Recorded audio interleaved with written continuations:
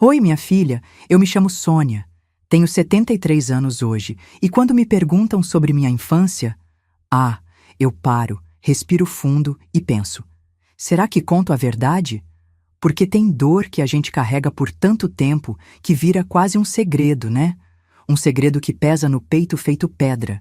Sabe quando você acorda de manhã e tem aquela sensação de que perdeu alguma coisa importante, mas não consegue lembrar o quê? Pois é assim que eu vivo desde sempre, desde que tenho memória. E hoje, sentada aqui na minha poltrona de sempre, olhando para a foto amarelada que fica na mesinha de centro, resolvi contar essa história que nunca contei direito para ninguém.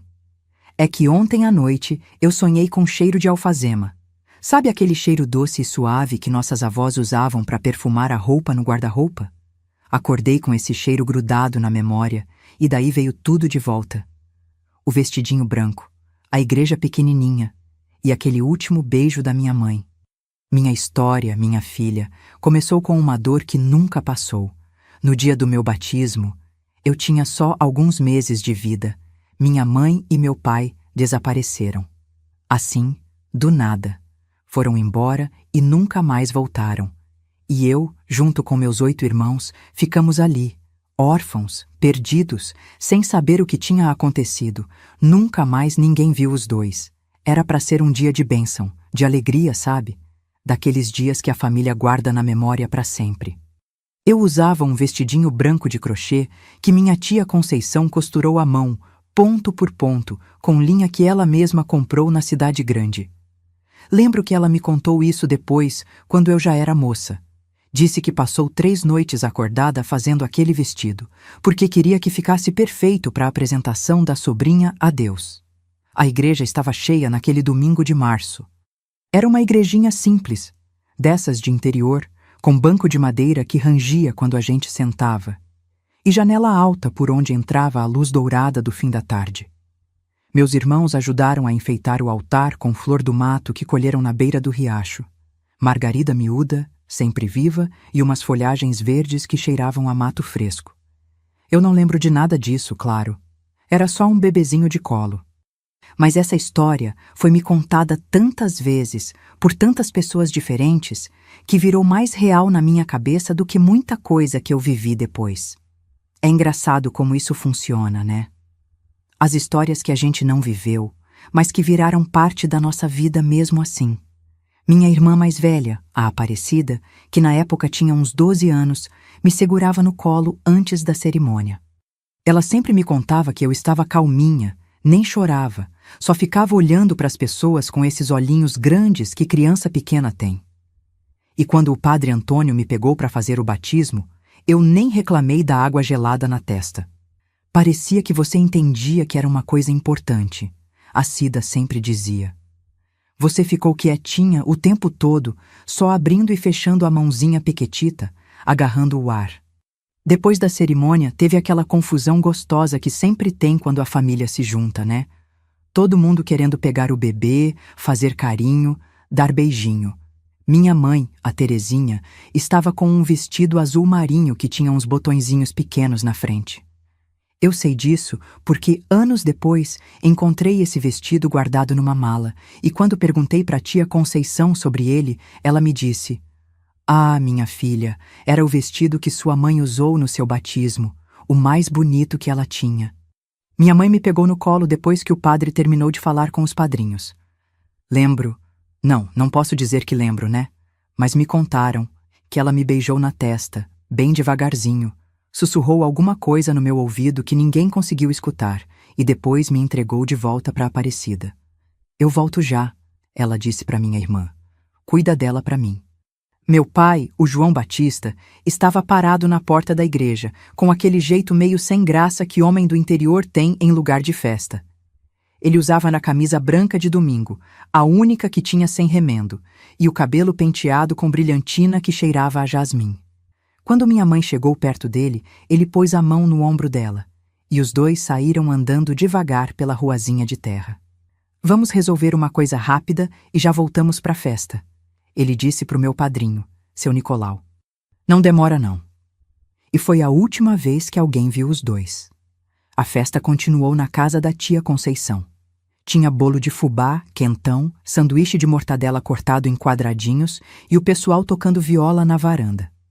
As mulheres ficaram esperando minha mãe voltar para a gente cortar o bolo junto, como é tradição. As crianças brincavam de pique no quintal, aproveitando que estavam com roupa boa e podiam fazer um pouco de bagunça. Mas foi passando 1 hora, 2 horas, e nada dos meus pais voltarem. Deve ter encontrado alguém na rua, dizia tia Conceição, mas já com aquela preocupação na voz que a gente reconhece mesmo sendo criança. Vocês sabem como é o João, falava seu Nicolau. Quando encontra os amigos, perde a noção do tempo. Só que no fundo, todo mundo já estava sentindo que tinha alguma coisa errada. Aquele silêncio meio pesado que desce quando a gente percebe que a vida mudou, mas ainda não quer acreditar. Quando escureceu de vez e eles não apareceram, seu Nicolau e mais alguns homens saíram para procurar. Foram na venda do seu Manoel, na casa de uns parentes, na beira do rio, onde às vezes o pessoal ia conversar. Nada. Como se os dois tivessem sumido no ar. Nós, crianças, ficamos todos amontoados na casa da tia Conceição naquela noite. Eu no colo da Aparecida, que não parava de fazer carinho no meu cabelo. Meus outros irmãos, o Pedro, a Lourdes, o Antônio, a Regina, o José, a Carmen e o pequeno Francisco, todos ali, sem entender direito o que estava acontecendo, mas sentindo que alguma coisa muito grande tinha mudado para sempre. Eles devem ter ido para a cidade grande resolver alguma coisa, dizia tia Conceição, tentando acalmar a gente. Amanhã voltam. Mas o amanhã chegou, e o outro dia depois, e mais outro, e mais outro. Uma semana inteira, 1 mês, e nada. Foi aí que cada um de nós foi sendo distribuído para casa de um parente diferente. Não tinha jeito, né? Tia Conceição não tinha condições de criar 9 crianças sozinha. Eu fiquei com ela, por ser a mais nova. O Pedro foi para a casa do tio Zezinho, a Lourdes para o sítio da madrinha dela. E assim fomos sendo espalhados pela família, feitos sementes no vento. Cresci ouvindo sussurros, gente que parava de falar quando eu chegava perto, olhares de pena quando pensavam que eu não estava vendo. E sempre, sempre aquela pergunta que ninguém conseguia responder: onde estão os pais da Sônia? Uns diziam que eles fugiram porque deviam dinheiro para gente perigosa. Outros falavam que foram ameaçados por causa de terra, dessas brigas que acontecem no interior. Tinha quem sussurrasse que viram eles indo embora numa carroça na madrugada, levando uma trouxinha de roupa, mas eram só boatos, sabe? Nada que alguém pudesse confirmar. Eu cresci com esse buraco no peito. Esse vazio que não tinha nome nem explicação. Outras crianças tinham pai e mãe, ou pelo menos sabiam onde eles estavam, porque não estavam junto. Eu não tinha nem isso. Só tinha o silêncio e as histórias pela metade que os adultos contavam quando achavam que eu não estava escutando. Quando fiz 15 anos, tia Conceição me sentou na varanda numa tarde de domingo e tentou me explicar o que ela sabia. Que meus pais eram gente boa, trabalhadora, que nunca se meteram em coisa errada. Que aquele sumiço não fazia sentido nenhum. Que se eles pudessem ter voltado, teriam voltado. Sua mãe te amava mais que tudo neste mundo, Sônia, ela disse, segurando minha mão com aquelas mãos cheias de calos e histórias. E seu pai também. Nunca duvide disso. Se eles não voltaram, é porque alguma coisa muito grave aconteceu. Mas saber disso não aliviava a dor, minha filha. Às vezes até piorava. Porque significava que eles não me abandonaram por não me querer. Significava que talvez tivessem sofrido, que talvez precisassem de ajuda e eu nunca pude dar. Durante anos, toda vez que alguém batia a palma no portão, meu coração disparava. Será que eram eles? Será que finalmente tinham conseguido voltar? Mas sempre era o vizinho pedindo sal emprestado, ou alguém vendendo doce de leite, ou a comadre vindo tomar café. Eu me casei nova, aos 18 anos, com um rapaz bom, o Durval. Tive 3 filhos lindos. Construí uma vida, sabe? Mas sempre com aquela sensação de que faltava alguma coisa. Como se eu fosse uma música que começou no meio, sem saber qual era a primeira estrofe. Essas lembranças doem, mas também curam, de um jeito estranho. E se você gosta de histórias assim, minha filha, se inscreve no canal, tá bom?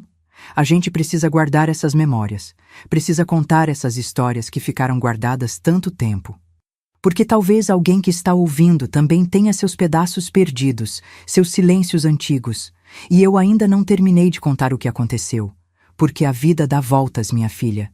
E às vezes, quando a gente menos espera, ela entrega as respostas que a gente procurou a vida inteira.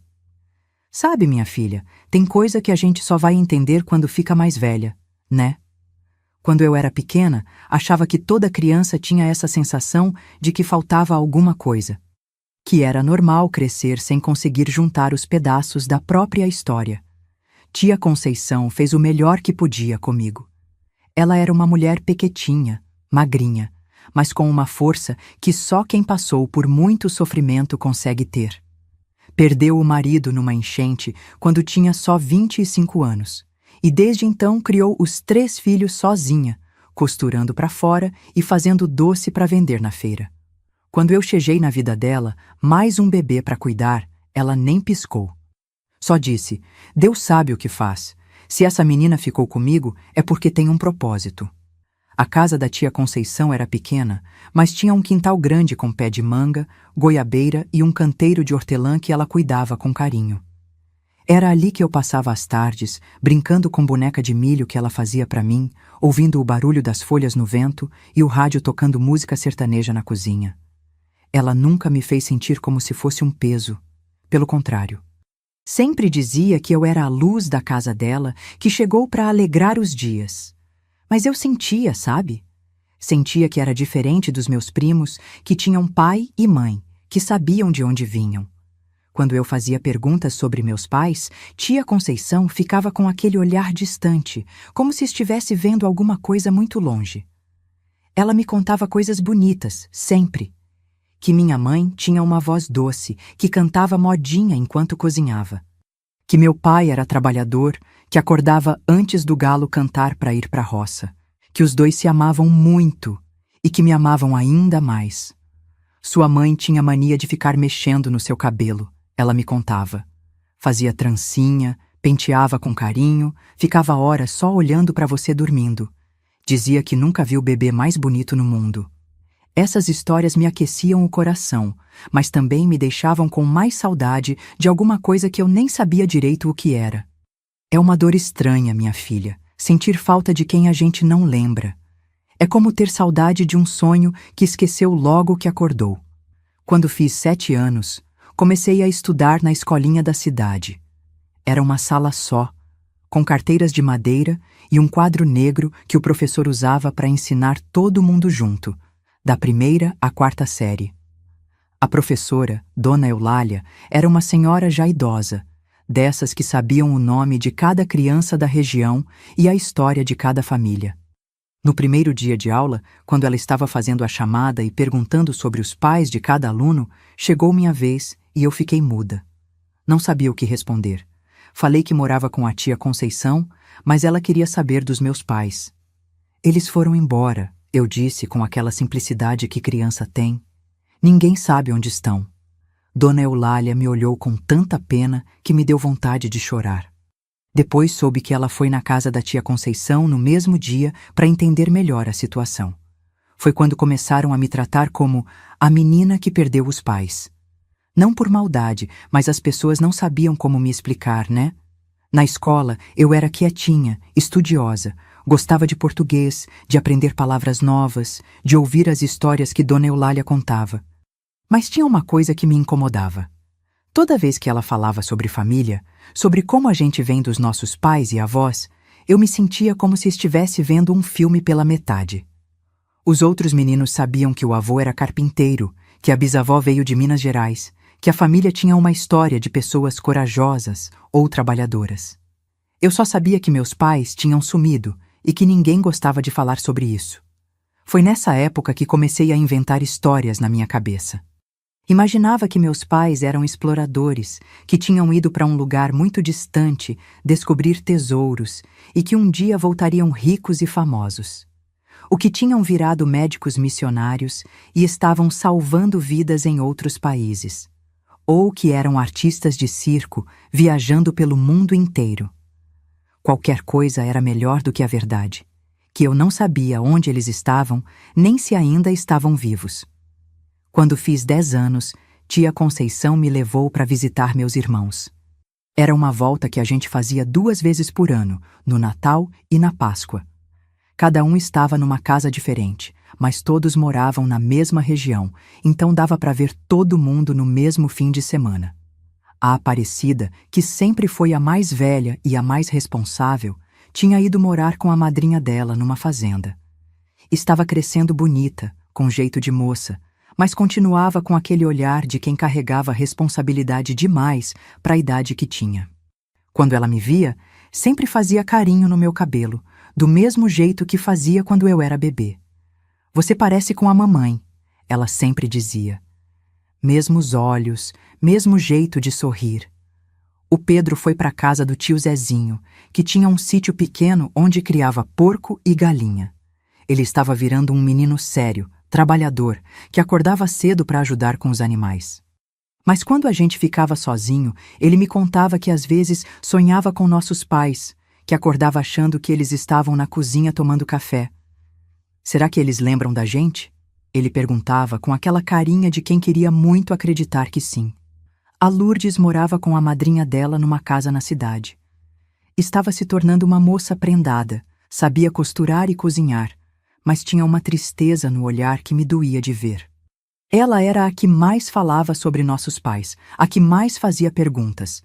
Às vezes ficava horas inventando teorias sobre o que poderia ter acontecido. "Eu acho que eles estão vivos", ela dizia. "Eu sinto no coração. Um dia eles voltam." Os outros irmãos estavam se adaptando bem nas casas onde ficaram. O Antônio, que era só 2 anos mais novo que eu, morava com uns tios que não tinham filhos e o tratavam como se fosse filho mesmo. A Regina estava numa família grande, com muitos primos, e parecia feliz. O José e a Carmen estavam juntos na casa de uma tia-avó que já era bem velhinha, mas tinha muito amor para dar. E o Francisco, o mais novo depois de mim, tinha ido para uma família da cidade que queria muito adotar uma criança. Quando a gente se reunia, tinha sempre um momento em que ficávamos todos quietos, só se olhando. Era como se estivéssemos tentando juntar os pedaços de alguma coisa que tinha sido quebrada. Cada um tinha crescido um pouco diferente, com costumes da família que os criou, mas ainda éramos irmãos. Ainda tínhamos aquela história em comum que ninguém conseguia explicar direito. Tia Conceição sempre ficava de olho nesses momentos. Acho que ela sabia que era difícil pra gente, que ver os irmãos espalhados assim era uma lembrança de tudo que perdemos. Mas ela também sabia que era importante manter a gente junto, mesmo que fosse só de vez em quando. "Vocês são mais que irmãos", ela dizia. "Vocês são sobreviventes. E sobrevivente tem que ficar unido." Era verdade. Nós tínhamos uma ligação especial, diferente de outros irmãos. Talvez porque todos passamos pela mesma perda, pelo mesmo mistério. Ou talvez porque sabíamos que só tínhamos uns aos outros para guardar a memória dos nossos pais. Conforme eu fui crescendo, fui percebendo que a história do nosso sumiço tinha mexido com muita gente na região. Não era só uma família que perdeu 2 membros. Era uma comunidade inteira que ficou sem saber como explicar o que aconteceu. Seu Nicolau, que foi padrinho do meu batismo, vivia atormentado. Toda vez que me via na rua, ficava com um olhar culpado, como se fosse responsabilidade dele ter descoberto onde meus pais tinham ido. Ele e meu pai eram amigos desde pequenos, cresceram juntos, e acho que ele nunca se conformou de não ter conseguido proteger o amigo. Se eu soubesse que eles estavam com medo de alguma coisa, ele dizia para tia Conceição, se eles tivessem me falado, mas meus pais não falaram nada para ninguém, pelo menos não diretamente. Foram embora de casa naquele domingo de março, como se fossem voltar em 1 hora, e nunca mais ninguém teve notícia. A única coisa que mudou na casa onde a gente morava foi que apareceu um homem uns dias depois do sumiço, querendo saber sobre umas terras que meu pai tinha. Tia Conceição sempre contava que achou estranho, porque as terras não valiam nada. Era só um pedacinho de chão meio pedregoso onde meu pai plantava mandioca. Mas o homem insistia, ela dizia. Queria saber se seu pai tinha deixado algum papel, algum documento. Ficou meio nervoso quando eu disse que não sabia de nada. Esse homem nunca mais apareceu. Mas ficou aquela pulga atrás da orelha, sabe? Será que tinha alguma coisa sobre aquela terra que a gente não sabia? Será que meus pais descobriram alguma coisa e por isso foram ameaçados? Eram perguntas que não tinham resposta. E conforme os anos passavam, as pessoas iam esquecendo, iam parando de falar sobre o assunto. A vida continuava, como sempre continua. Mas para mim, aquele mistério continuava vivo, latejando no peito como uma ferida que não cicatriza. Quando fiz 15 anos, resolvi que queria saber mais. Queria entender direito o que aconteceu naquele dia. Comecei a fazer perguntas mais diretas, a conversar com pessoas que talvez soubessem de alguma coisa e nunca tivessem contado. Foi aí que comecei a descobrir que meus pais não eram bem aquelas pessoas simples e sem história que todo mundo sempre me descreveu. Havia segredos, minha filha.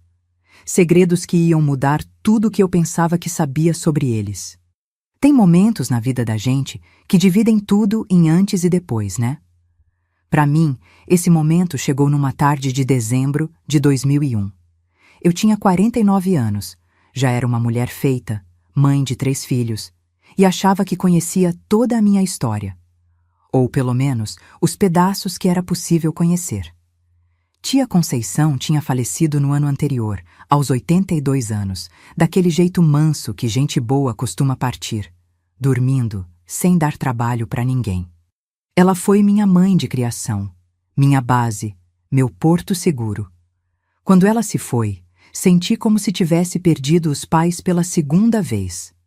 Naquele dezembro, eu estava arrumando as coisas dela para dividir entre os filhos e parentes.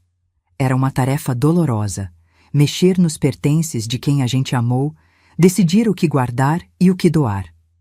Cada objeto contava uma história, cada gaveta guardava uma lembrança. Foi quando cheguei no quarto dela, naquele canto onde ficava uma cômoda antiga de madeira escura, que descobri uma coisa que mudou tudo. Atrás da cômoda, meio escondido, tinha um baú pequeno que eu nunca tinha visto antes. Era de madeira simples, com fechadura velha, do tipo que se abria com chave piquetinha. O coração disparou quando vi aquele baú. Por que tia Conceição nunca tinha me mostrado? O que seria que tinha lá dentro que ela quis manter escondido todos esses anos? Procurei a chave por toda parte. Nas gavetas, nos potinhos de miudezas, no porta-joias antigo. Nada. Foi meu primo Carlos, filho da tia Conceição, quem sugeriu que tentássemos forçar a fechadura. Se mamãe escondeu isso aí, deve ter motivo, ele disse. Mas agora ela não está mais aqui para explicar. Acho que você tem direito de saber. Usamos uma chave de fenda pequena e conseguimos abrir. Quando levantei a tampa, o cheiro de alfazema e papel velho subiu como uma memória que tinha ficado presa ali dentro por décadas. E o que eu vi me fez sentar na cama, porque as pernas ficaram bambas. Dentro do baú tinha fotografias dos meus pais que eu nunca tinha visto. Não eram aquelas fotos formais de casamento que ficam na sala. Eram fotos do dia a dia, deles sorrindo, se abraçando, olhando um para o outro daquele jeito que só quem se ama de verdade consegue olhar. Tinha uma foto da minha mãe grávida, com a mão na barriga, em pé debaixo da mangueira do quintal. Pelos outros filhos na foto, devia ser quando estava esperando eu ou o Francisco. Ela estava linda, com aquele brilho que grávida feliz tem no rosto. Mas não era só foto. Tinha 2 alianças de ouro, simples, mas bem cuidadas. Alianças que eles usavam e que ninguém nunca me disse que existiam. Por que tia Conceição tinha guardado isso tudo? Por que nunca me mostrou? E então vi a carta. Era uma folha de papel comum, meio amarelada pelo tempo, com letra de mulher escrita a caneta azul. A letra era cuidadosa, daquelas pessoas que aprenderam a escrever com capricho, mesmo tendo estudado pouco. Quando li o cabeçalho, o mundo parou. Para quem encontrar depois que eu não estiver mais aqui? Era de março de 1952. A semana do meu batismo. Minha filha, quando comecei a ler aquela carta, foi como se tivesse aberto uma porta que ficou trancada por quase 50 anos. A voz da minha mãe estava ali, falando comigo através do tempo, me contando coisas que eu precisava saber e que ela não conseguiu me dizer em vida. A carta dizia assim: Minha irmã Conceição, se você está lendo isso, é porque o pior aconteceu. Eu e o João estamos com medo. Tem gente querendo nos prejudicar por causa de uma coisa que o João descobriu, e a gente não sabe mais o que fazer. Semana passada apareceu um homem aqui em casa querendo comprar nosso pedacinho de terra. Disse que pagava bem, muito mais do que vale. O João achou estranho e foi perguntar para o compadre Nicolau, que entende dessas coisas. Foi aí que descobrimos. Nossa terra fica bem em cima de onde vai passar a estrada nova que o governo está planejando. Aquela estrada que vai ligar nossa cidade à capital. Quem souber disso antes pode comprar as terras baratas e depois vender muito caro para o governo. O homem que veio aqui deve estar comprando todas as terras do caminho por pouco dinheiro, enganando o pessoal. Quando o João disse que não ia vender, o homem ficou nervoso. Disse que a gente ia se arrepender, que tinha jeitos de fazer a gente mudar de ideia. Conceição, eu estou com muito medo. O João também, mas ele não quer demonstrar. Ontem, à noite escutamos barulho no quintal, como se alguém estivesse rondando a casa. E hoje de manhã, encontramos o portão da cerca dos fundos aberto, sendo que a gente sempre deixa fechado. Se alguma coisa acontecer com a gente, cuida dos nossos filhos. São 9 crianças. Eu sei que é muito, mas não temos mais ninguém em quem confiar. A Sônia é muito pequena ainda, nem vai lembrar da gente. Mas quando ela crescer, conta para ela que nós a amávamos muito. Que o último beijo que eu dei nela foi para guardar todo o amor de mãe que eu não vou poder dar. Estou deixando essas alianças e essas fotos para vocês lembrarem da gente com carinho. E se um dia descobrirem o que aconteceu conosco, pelo menos vão saber que não fugimos, que não abandonamos nossos filhos por vontade própria. O batismo da Sônia é domingo. A gente pensou em cancelar, em sair da cidade antes. Mas ela é nossa filha, ela merece ser apresentada a Deus direito. Depois do batismo, a gente vai embora. Vamos tentar se esconder até as coisas se acalmarem. Se conseguirmos, voltamos buscar as crianças. Se não conseguirmos, pelo menos vocês vão saber a verdade. Conceição, você sempre foi mais que irmã para mim. Foi amiga, foi comadre, foi tudo. Cuida da minha cria como se fosse sua. E se Deus quiser, a gente se encontra de novo no céu. Com todo amor, Terezinha. Quando terminei de ler, estava chorando tanto que as lágrimas pingavam na carta. 50 anos. 50 anos eu vivi sem saber que meus pais não me abandonaram. Que eles morreram tentando me proteger. Carlos estava do meu lado e vi que ele também estava emocionado. Sempre foi como um irmão para mim. Ele cresceu vendo minha tristeza de não saber de onde eu vinha. Por que sua mãe nunca me mostrou isso? Eu perguntei, ainda tremendo. Acho que ela queria te proteger, ele disse. Imagina carregar esse peso desde criança, sabendo que seus pais foram mortos por causa de terra. Talvez ela achasse melhor você crescer em paz, sem esse medo. Mas eu não conseguia sentir raiva da tia Conceição. Pelo contrário, entendi que ela carregou esse segredo sozinha todos esses anos, protegendo não só a mim, mas a todos os meus irmãos. Que dor deve ter sido para ela, vendo nossa tristeza, nossa saudade, e não poder nos dar as respostas que procurávamos. Naquela noite, não consegui dormir. Ficei relendo a carta, olhando as fotos, segurando as alianças. Era como se meus pais tivessem voltado para casa. Como se finalmente pudessem me contar o que aconteceu naquele domingo terrível. E então, entendi uma coisa que me deu um alívio imenso, mas também uma dor ainda maior. Minha mãe sabia que podia morrer, mas mesmo assim fez questão de ir ao meu batismo. Mesmo correndo perigo, ela me levou para ser apresentada a Deus. O último ato dela como minha mãe foi me entregar para a proteção divina. Aquele beijo que ela me deu antes de sair da igreja não foi um beijo de quem ia resolver uma coisa rápida e voltar. Foi um beijo de despedida. Um beijo que carregava todo o amor de mãe que ela não ia poder me dar ao longo da vida. No dia seguinte, corri atrás de todos os meus irmãos para contar a descoberta. Foi uma manhã de muito choro, mas também de muito alívio.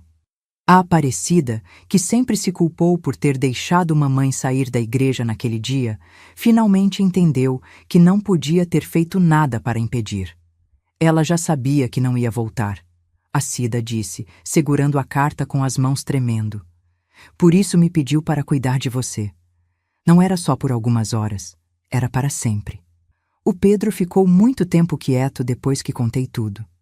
Quando finalmente falou, disse uma coisa que nunca vou esquecer. Agora eu entendo porque às vezes sonho com eles e acordo sentindo medo. Era o medo que eles sentiram. De algum jeito, esse sentimento ficou em nós. Decidimos procurar as autoridades. Afinal, se realmente tinham matado nossos pais, era crime. Mesmo depois de tanto tempo, talvez ainda desse para fazer alguma coisa. Foi aí que começou a segunda parte da nossa jornada. A busca pela justiça. E foi aí também que descobrimos que nossa história era ainda mais complicada do que imaginávamos. Sabe, minha filha, quando a gente descobre uma verdade que ficou escondida por tanto tempo, parece que a vida toda vai fazer sentido de repente. Mas não é bem assim. Às vezes, descobrir a verdade é só o começo de uma caminhada ainda mais difícil. Logo depois que encontrei a carta da minha mãe, procurei a delegacia da cidade. O delegado era um homem jovem que tinha chegado há pouco tempo na nossa região. Quando contei a história, ele me ouviu com atenção, mas logo vi aquele olhar que a gente conhece bem. O olhar de quem acha que é coisa de gente velha remoendo o passado. Dona Sônia, ele disse com aquele jeitinho educado, mas meio impaciente. A senhora entende que se passou mais de 40 anos, né? Não tem como investigar uma coisa dessas. As pessoas que poderiam ter envolvimento já morreram. As provas se perderam. Mas eu não desisti. Levei a carta, mostrei as fotos, expliquei tudo direitinho. Ele fez um boletim de ocorrência, meio a contragosto, e disse que ia dar uma olhada. Mas pelo jeito como falou, percebi que não ia dar em nada.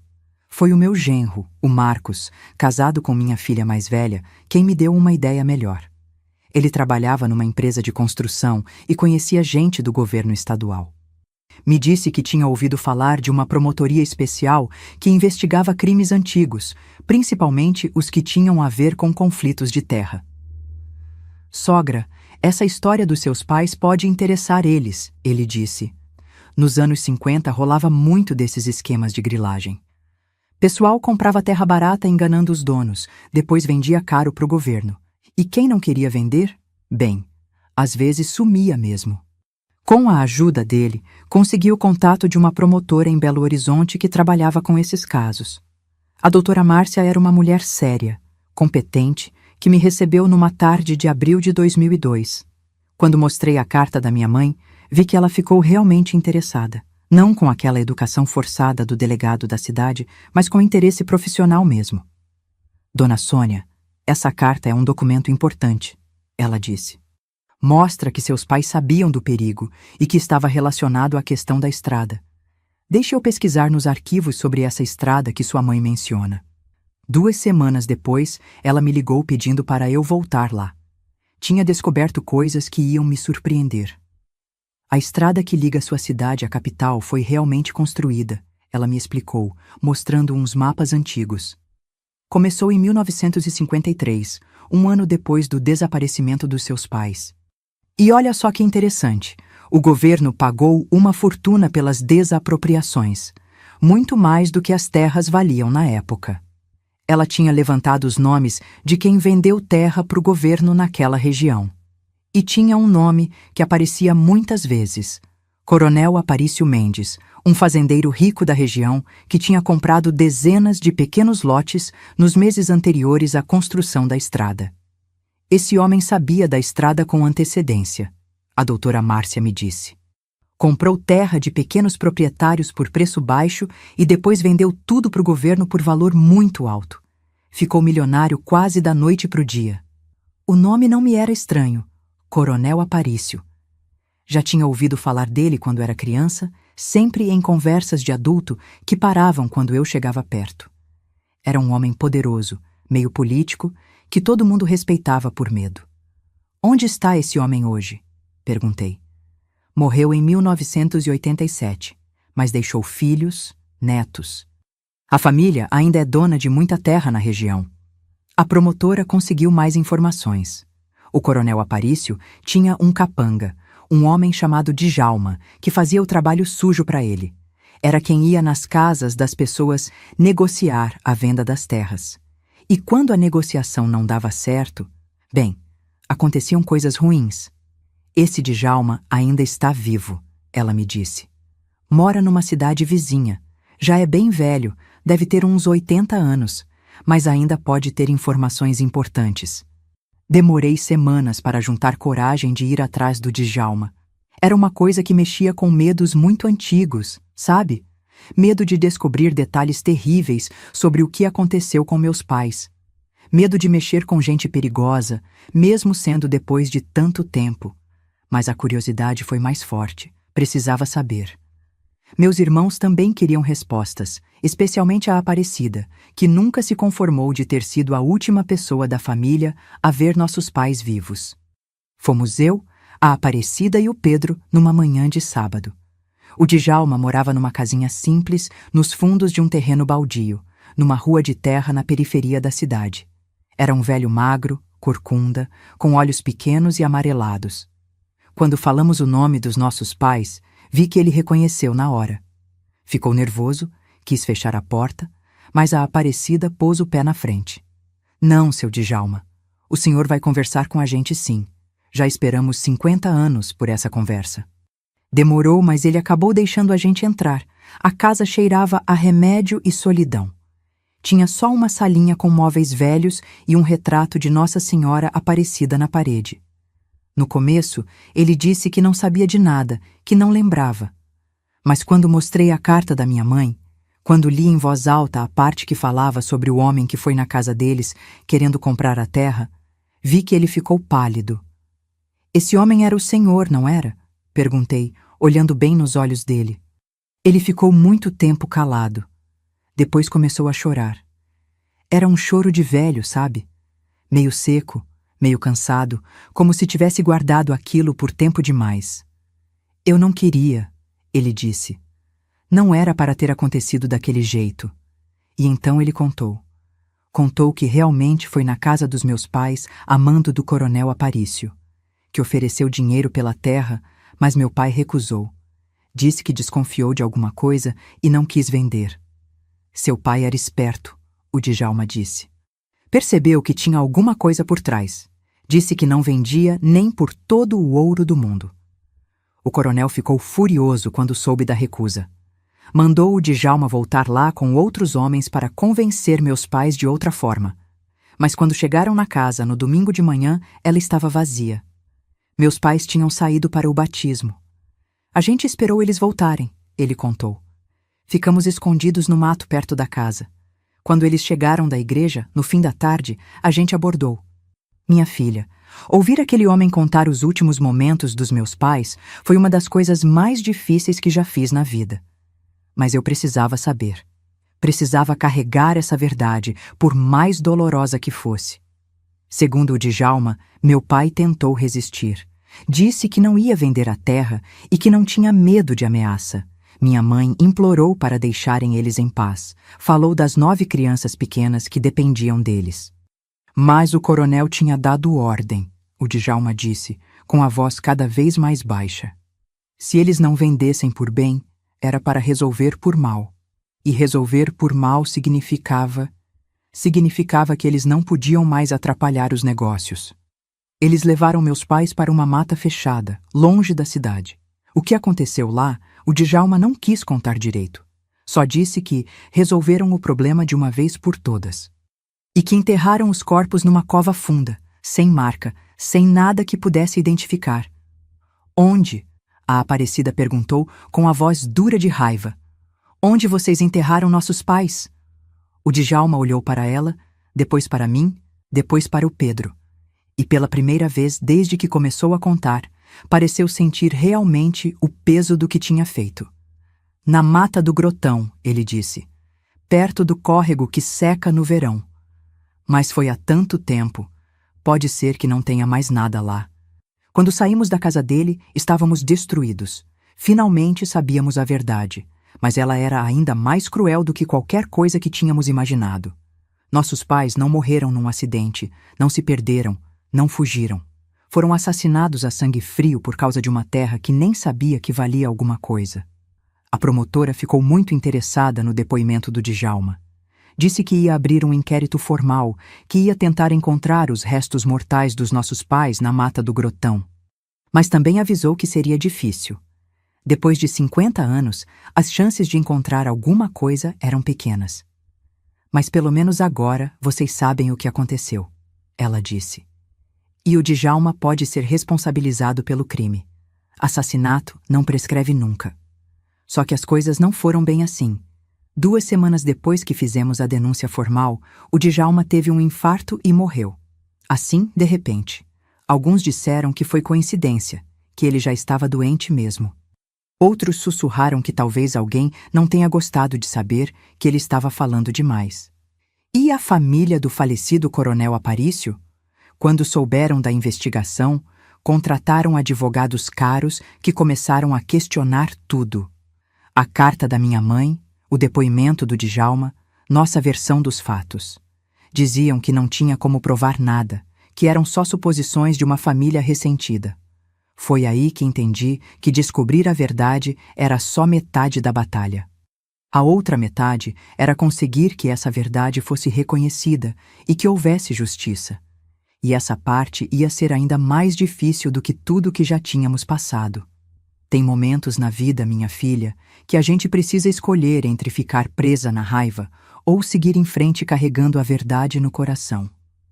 Depois da morte do Djalma e de ver como a família do coronel Aparício estava fazendo de tudo para abafar nossa denúncia, eu passei meses sem saber que rumo tomar.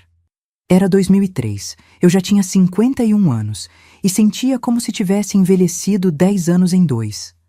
Descobrir a verdade sobre meus pais trouxe alívio, sim, mas também trouxe uma dor nova, mais aguda.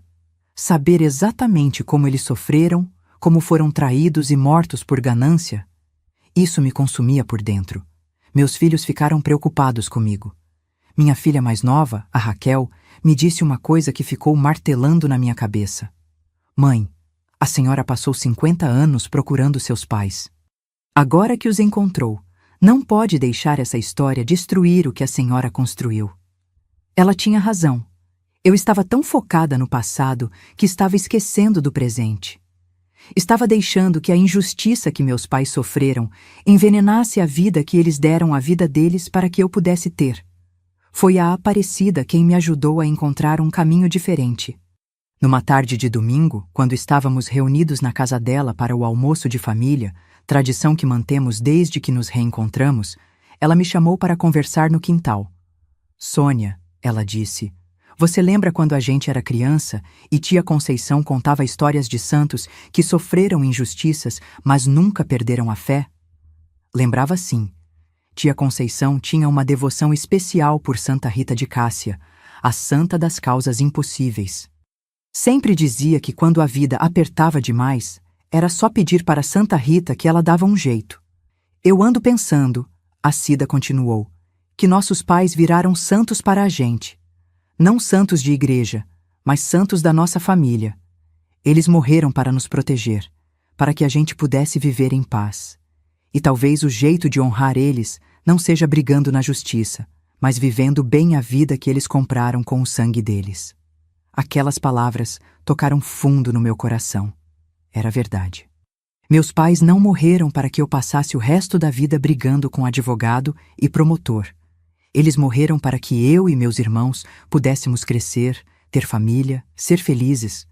Naquela noite, sozinha no meu quarto, orei como não orava há muito tempo. Pedi para meus pais me darem um sinal do que eu devia fazer. Pedi para eles me mostrarem se era para continuar na luta jurídica ou se era para procurar outra forma de fazer justiça. A resposta veio de um jeito que eu não esperava. Na semana seguinte, apareceu na minha porta uma moça jovem, de uns 20 e poucos anos, que disse ser estudante de jornalismo da Universidade Estadual. Ela tinha ouvido falar da nossa história através da promotoria e queria escrever uma reportagem sobre conflitos de terra antigos. Dona Sônia, ela disse, a história da sua família pode ajudar outras pessoas que passaram pela mesma coisa. Tem muita gente que perdeu parentes nesses conflitos de terra e nunca conseguiu descobrir a verdade. O nome dela era Fernanda, uma menina esperta, dedicada, que me lembrava um pouco de mim mesma quando era jovem e queria entender o mundo. Passamos várias tardes conversando, eu contando tudo o que havia descoberto, ela anotando tudo com cuidado. A reportagem saiu no Jornal da Universidade e depois foi republicada no Jornal da Capital. Quando li minha história impressa, com foto minha e dos meus irmãos, senti uma coisa estranha. Era como se meus pais finalmente tivessem voz. Como se depois de 50 anos de silêncio, eles pudessem contar para o mundo o que realmente aconteceu. E aí começaram a chegar cartas. Cartas de gente que tinha passado por situações parecidas. Filhos que perderam pais em conflitos de terra. Famílias que nunca conseguiram descobrir o que aconteceu, com parentes que sumiram. Pessoas que reconheceram na nossa história pedaços da história delas. Uma das cartas que mais me marcou foi de uma senhora lá de Goiás, a Dona Lourdes. Ela me escreveu contando que o pai dela também sumiu nos anos 50, também por causa de terra, e que ela criou os 6 irmãos sem nunca saber o que aconteceu com ele. Lendo sua história, ela escreveu, me senti menos sozinha. Meu pai não teve a chance que seus pais tiveram de deixar uma carta explicando. Mas agora eu entendo que não fui abandonada. Fui protegida. Essa carta me fez chorar, mas foi um choro diferente. Não era mais o choro de dor que eu carregava havia tanto tempo. Era um choro de alívio, de compreensão. Minha história estava ajudando outras pessoas a entenderem a delas. Foi aí que decidi o que fazer com tudo o que havia descoberto. Em 2004, com a ajuda da Fernanda e de alguns professores da universidade, criamos um projeto que chamamos de Memórias Silenciadas. Era um trabalho de coleta de histórias de famílias que sofreram violência durante os conflitos de terra nas décadas de 50 e 60. Não era para processo judicial, não era para punir ninguém, era para registrar, para que essas histórias não se perdessem, para que os filhos e netos dessas vítimas pudessem entender o que aconteceu com suas famílias. Viajei por vários estados do interior, sempre acompanhada de algum dos meus irmãos, coletando depoimentos. Conheci dezenas de pessoas como eu, que cresceram com esse buraco no peito, sem saber de onde vinham. Uma dessas pessoas foi o seu Osvaldo, lá no interior da Bahia. Ele tinha perdido o pai e 2 irmãos numa disputa de terra quando era criança. Nunca soube direito o que aconteceu, só que eles saíram de casa um dia e nunca mais voltaram. Dona Sônia, ele me disse, eu passei a vida inteira achando que meu pai tinha me abandonado, que eu não prestava, que não era filho digno de ser amado. Ouvindo a história da senhora, entendo que talvez meu pai tenha morrido tentando proteger a família. E isso muda tudo. Esses encontros me curaram de um jeito que nenhum processo na justiça poderia curar. Cada história que ouvi, cada lágrima que enxuguei, cada abraço que dei e recebi, foi um pedacinho da minha própria cura. Em 2005, conseguimos organizar uma exposição na capital com fotos, cartas e depoimentos das famílias que participaram do projeto. Foi emocionante ver tanta gente reunida, pessoas que antes se sentiam sozinhas com suas dores, agora sabendo que faziam parte de uma história maior. Na abertura da exposição, eu fiz um discurso. Falei sobre meus pais, sobre a carta da minha mãe, sobre tudo o que descobrimos.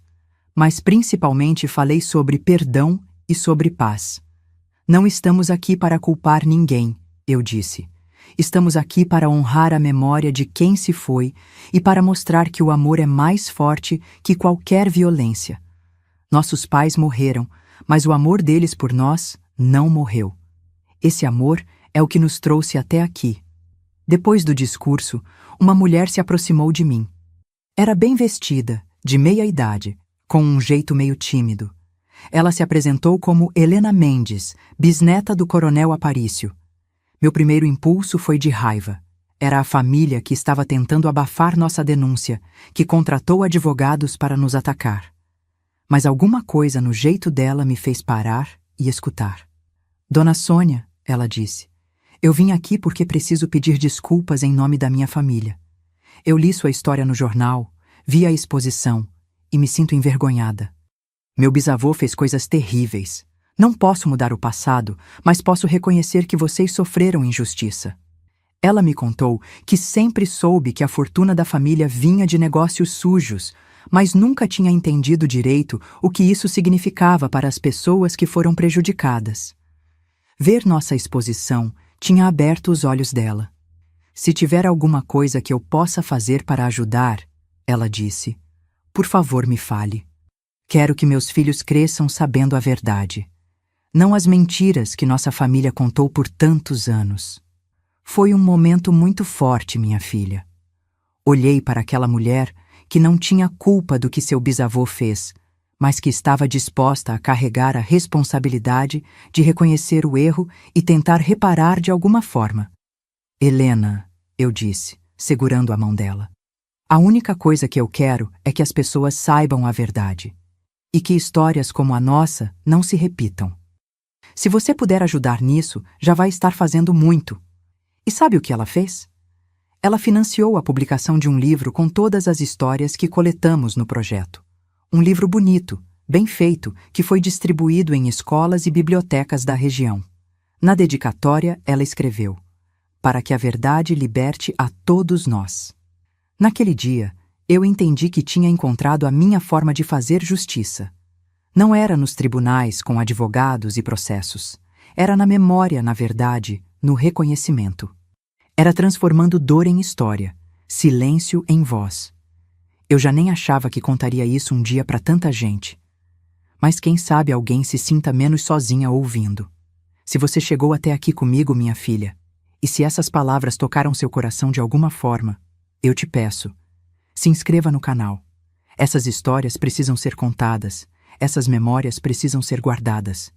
É assim que a gente honra quem se foi e protege quem ainda está aqui. Hoje eu tenho 73 anos, minha filha. Cabelo branco, mãos enrugadas e uma vida inteira de histórias para contar. Quando olho para trás, para essa jornada que começou com um vestidinho branco de crochê e um beijo de despedida, eu entendo coisas que só o tempo ensina. Em 2010, 8 anos depois de ter encontrado a carta da minha mãe, aconteceu algo que eu não esperava mais. A promotora que cuidava do nosso caso me ligou numa manhã de setembro, com a voz meio trêmula de emoção. Dona Sônia, ela disse, acho que encontramos seu pai.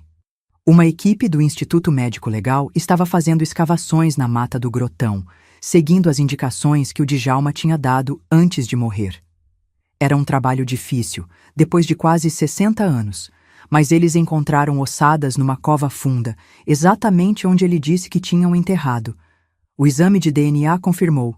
Era meu pai, o João Batista.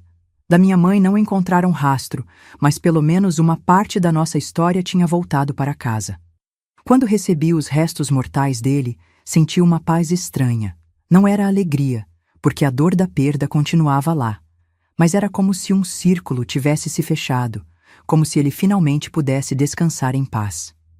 Fizemos um velório pequenininho, só para a família.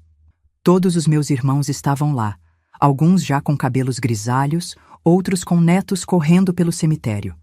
Mas naquele momento, voltamos a ser aquelas 9 crianças órfãs que se espalharam depois do batismo. Na hora do enterro, o padre disse uma coisa que ficou gravada no meu coração. João Batista volta para casa depois de uma jornada longa e dolorosa. Mas ele volta para uma família que nunca parou de amá-lo, nunca parou de procurá-lo. E isso é o que importa. Depois do enterro, ficamos todos conversando no quintal da Aparecida, relembrando histórias, rindo e chorando ao mesmo tempo. Foi quando o Pedro falou uma coisa que me fez entender tudo de uma forma nova. Sabe, Sônia, ele disse, eu passei a vida toda com raiva de nossos pais por terem nos deixado, mas agora eu vejo que eles nunca nos deixaram. O amor que eles sentiram por nós naquele último dia continuou vivo em cada um de nós. na forma como a Cida cuidou de todo mundo, na sua teimosia de nunca desistir da verdade, na união que a gente manteve apesar de tudo. Ele tinha razão. O último beijo que minha mãe me deu não foi só uma despedida. Foi como se ela tivesse soprado dentro de mim toda a força de mãe que não ia poder me dar ao longo da vida. E essa força me sustentou em todos os momentos difíceis. Sustentou quando eu era criança e sentia falta de colo. Sustentou quando me casei e não tinha mãe para me ajudar com os preparativos. Sustentou quando tive meus filhos e precisava de conselhos de mulher mais velha. Sustentou quando descobri a verdade e precisei de coragem para enfrentar a dor. Hoje, quando meus netos me perguntam sobre meus pais, eu conto a história toda. Não escondo nada, mas também não deixo que a tragédia seja a única coisa que eles lembrem. Eu falo do amor, da coragem, do sacrifício. Falo de como às vezes as pessoas morrem para que outras possam viver. Minha neta mais velha, a Letícia, que hoje tem 15 anos, me disse uma coisa linda outro dia. Vó, seus pais viraram anjos da guarda da nossa família. Por isso a gente é tão unido, tão forte. Eles estão cuidando da gente lá de cima. E sabe que eu acredito nisso? Acredito que minha mãe e meu pai continuam por perto, vendo os filhos que eles protegeram crescerem, terem família, serem felizes. Vendo que o sacrifício deles não foi em vão. O projeto Memórias Silenciadas continua até hoje. Já registramos mais de 200 histórias de famílias que sofreram violência em conflitos de terra. Não são apenas números ou estatísticas. São pessoas como eu e você que tiveram suas vidas cortadas pela ganância de outros. Cada história que ouço me ensina alguma coisa nova sobre resistência, sobre amor, sobre a capacidade que o ser humano tem de seguir em frente mesmo quando tudo parece perdido. E cada pessoa que conseguimos ajudar a entender sua própria história é uma vitória pequena contra o esquecimento. A Helena Mendes se tornou uma parceira importante do projeto. Ela usa parte da fortuna da família para financiar nossas pesquisas e para ajudar famílias que precisam de apoio para fazer exames de DNA ou buscar restos mortais de parentes desaparecidos. É a minha forma de reparar o que meu bisavô fez. Ela sempre diz: não posso trazer os mortos de volta, mas posso ajudar os vivos a encontrarem paz. Isso me ensinou uma lição importante sobre perdão, minha filha. Perdão não é fingir que a injustiça não aconteceu. Perdão é escolher não deixar que a injustiça enveneie o resto da nossa vida. É transformar a dor em algo que possa ajudar outras pessoas. Eu perdoei o coronel Aparício, mesmo ele já estando morto. Perdoei o Djalma, que pelo menos teve coragem de contar a verdade no final da vida. Perdoei não porque eles mereciam, mas porque eu merecia viver em paz. E principalmente, eu me perdoei. Perdoei por ter demorado tanto para encontrar as respostas. Perdoei por ter ficado com raiva de tia Conceição quando descobri que ela sabia da carta. Perdoei por todas as vezes que duvidei do amor dos meus pais, que achei que talvez eles tivessem me abandonado mesmo. Hoje, quando acordo de manhã e sinto o cheiro de alfazema, aquele mesmo cheiro que me fez lembrar de tudo naquela noite de 2001, eu sorrio. Não é mais um cheiro de saudade dolorosa, é um cheiro de presença, de proteção, de amor que não acaba nunca. Semana passada, estava arrumando umas coisas antigas e encontrei aquele vestidinho branco de crochê que usei no meu batismo. Tia Conceição tinha guardado todos esses anos e depois ficou comigo. Está amarelado pelo tempo, com alguns pontinhos desfiando, mas ainda dá para ver o capricho que ela teve para fazer. Segurei o vestidinho nas mãos e imaginei minha mãe me vendo naquele dia, toda pequenininha, sendo apresentada a Deus. Imaginei o orgulho que ela deve ter sentido, misturado com o medo do que estava por vir. Imaginei a força que ela precisou para me beijar e me entregar para a Aparecida, sabendo que talvez fosse a última vez. E então entendi a última lição que essa história me ensinou. O dia do meu batismo não foi o dia que eu perdi meus pais. Foi o dia que eles me entregaram para Deus e para a vida. Foi o dia que eles disseram: vai, filha, vive, seja feliz, mesmo que a gente não possa estar junto. E eu vivi, minha filha. Vivi com tudo que tinha direito de viver. Casei, tive filhos, criei netos, fiz amigos, chorei, ri, amei e fui amada. Vivi uma vida plena, mesmo carregando essa dor. Ou talvez até por causa dela, porque foi essa dor que me ensinou a valorizar cada momento de alegria. Se você está me ouvindo e tem suas próprias dores antigas, suas próprias perguntas sem resposta, eu te digo, não desista de procurar a verdade, mas também não deixe que essa busca impeça você de viver o presente. Às vezes as respostas chegam quando a gente menos espera, e às vezes a própria busca é mais importante que as respostas. E se você perdeu alguém de forma injusta, se tem pais ou avós que sofreram violência e você nunca soube direito o que aconteceu, saiba que não está sozinha. Tem muita gente como nós por aí, carregando histórias parecidas. E juntos, contando nossas histórias, a gente faz com que esses amores perdidos não sejam esquecidos. Meus pais morreram há 73 anos, mas o amor deles está vivo em mim, nos meus irmãos, nos meus filhos, nos meus netos. Está vivo em cada história que conto, em cada pessoa que ajudo a encontrar sua própria verdade. O último beijo que minha mãe me deu foi o primeiro de uma cadeia de amor que nunca vai se quebrar. E isso, minha filha, isso é a verdadeira vitória contra qualquer injustiça.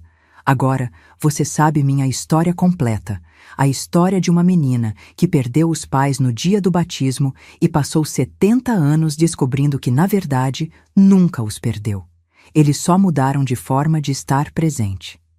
E se um dia você estiver passando por alguma dificuldade, se estiver se sentindo sozinha ou perdida, lembre-se da história da Sônia. Lembre-se que o amor verdadeiro nunca morre, só se transforma. E que às vezes o que parece ser o fim é só o começo de uma história muito maior. Obrigada por ter me escutado até aqui. Que Deus abençoe você e sua família.